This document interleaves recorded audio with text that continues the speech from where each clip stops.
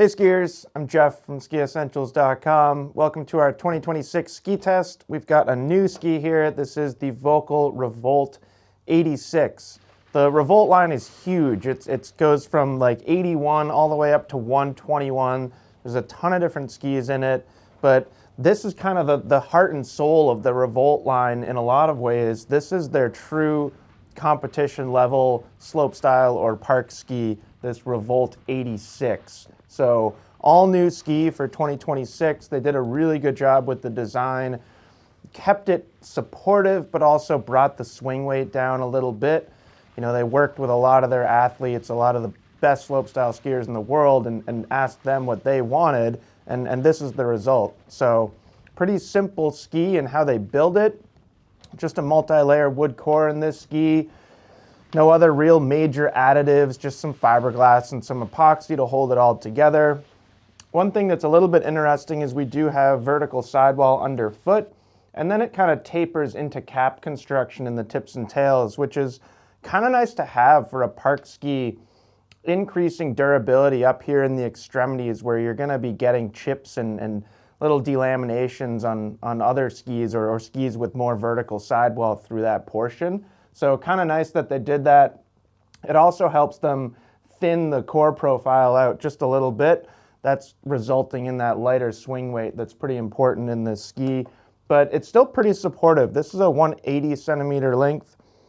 Putting it on the scale here, 1,980 grams.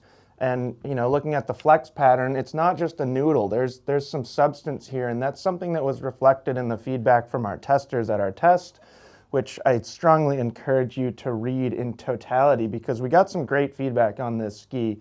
Look at shape here before we really talk about performance. It is a pretty straightforward shape. Camber underfoot, rocker in the tips and tails. There's really no taper to this ski. It kind of doesn't need it because it's relatively light in its extremities and you get that cap construction. It's not going to feel too catchy. It's also very narrow, you know, or narrower than a lot of skis that you see these days. So for switch takeoffs and stuff like that, it's not going to feel too bulky in front of you, like you're going to have a big wide tip that might catch. I also really like the kind of smooth, low-rise rocker that they put into this ski. That helps a lot on those takeoffs. Also just gives it a little bit more performance outside of the park too. Another thing that's interesting about this ski is we're starting to see a slight shift in kind of the park skiing world away from symmetrical skis.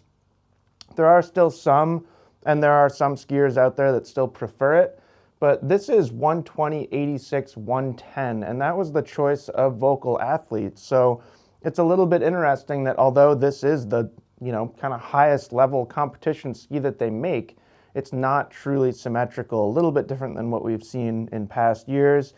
That said, single mount point recommendation on this ski, and it is dead true center. So keep that in mind if you're choosing this ski and maybe you want to ski it more outside of the park.